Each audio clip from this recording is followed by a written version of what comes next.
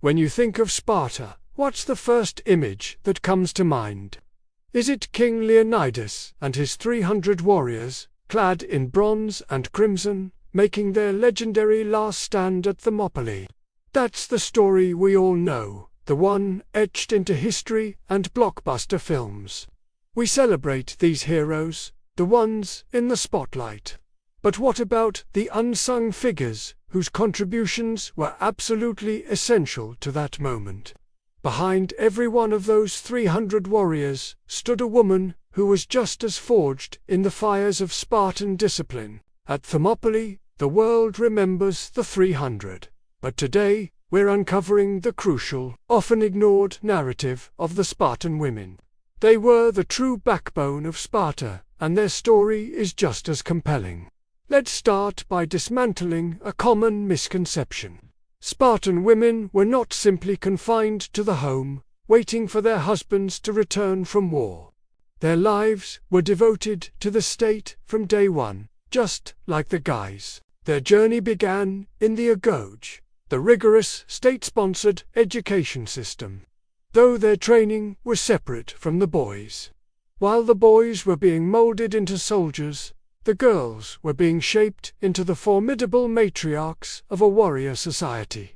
This wasn't just about domestic duties. Their education was holistic, focusing on physical prowess, intellectual sharpness, and unwavering loyalty to Sparta. Imagine young Spartan girls, not learning to sew, but learning to run, wrestle, and throw the javelin and discus. They competed in gymnastics and other athletic events, often publicly. The famous philosopher Plato even admired this aspect of Spartan society, noting that they trained their women in both body and mind. But why was this so important? The Spartans believed that strong, healthy women would produce strong, healthy children, the future warriors and mothers of Sparta. It was a eugenic philosophy, to be sure, but it placed immense value on the physical well-being of its female citizens, something unheard of in most of the ancient world, including democratic Athens, where women were largely invisible in public life. This physical training wasn't just about childbirth. It was about survival. With the men frequently away at war, sometimes for months or even years, the women were left in charge. They managed the vast agricultural estates, known as kleroi, and supervised the helots, the enslaved population that vastly outnumbered the Spartan citizens. This role came with serious power and responsibility.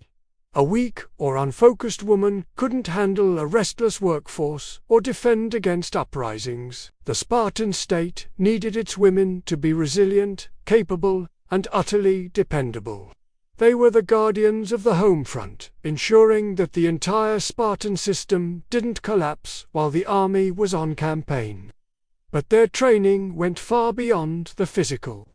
Spartan women were known for their wit and intellect. They were educated in music, dance, and poetry, not just for leisure, but because these disciplines instilled a sense of order, rhythm, and harmony, qualities highly valued in Spartan culture. They were famously laconic, meaning they used few words but made them count.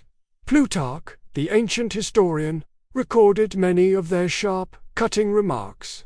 When an Athenian woman boasted about the quality of Athenian textiles, a Spartan woman supposedly retorted, "Yes, but we give birth to men." This wasn't arrogance. It was a profound statement about their role and their pride in that role. Their purpose was to produce and raise the defenders of the state. This brings us to their most crucial function, motherhood. But in Sparta, motherhood was a public service, not a private joy. When a Spartan woman gave birth, the child belonged not to her, but to the state. Elders would inspect the infant, and if it was deemed weak or deformed, it was left to die. This sounds incredibly harsh to us, and it was. But for the Spartans, it was a necessary sacrifice for the strength of the collective.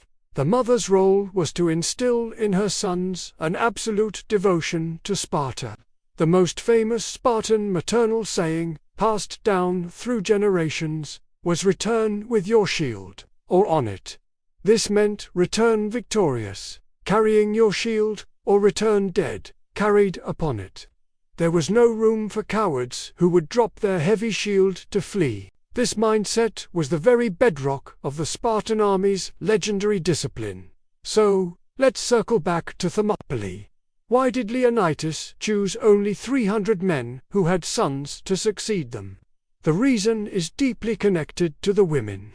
He knew it was a suicide mission. By choosing men who already had heirs, he was ensuring the continuation of their family lines. But more importantly, he was relying on the legendary fortitude of their wives and mothers. He knew that Spartan women would not crumble in grief. They would not mourn in a way that would disrupt the state or undermine morale. They would bear the loss with the same stoic courage they had been trained for since birth. They understood that the sacrifice was for the good of Sparta. Their strength back home was the psychological anchor that allowed the 300 to fight without reservation, knowing that the home front was secure and that their legacy was in capable hands. In fact, the reaction of the women after the battle is just as telling. When the news of the defeat and the death of all 300, including their king, reached Sparta, there was no widespread public wailing or despair, which would have been common in other Greek cities. Instead, the families of the fallen were said to have displayed pride. The mothers and wives of the heroes of Thermopylae saw their loved ones' deaths as the ultimate fulfillment of their Spartan duty. It was the women who upheld this brutal, yet effective, social contract. They were the ones who policed it, shaming any man who showed cowardice and celebrating those who died for the state. They were the living embodiment of Spartan law and tradition. Think about Gorgo, Queen of Sparta and wife of Leonidas. She is one of the few Spartan women we know by name, precisely because she exemplified their spirit.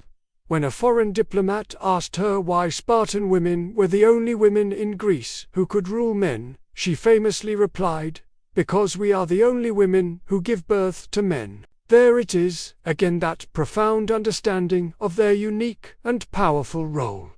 She was not just a queen consort, she was an advisor to her husband, known for her political acumen and wisdom. Her strength was a reflection of all Spartan women.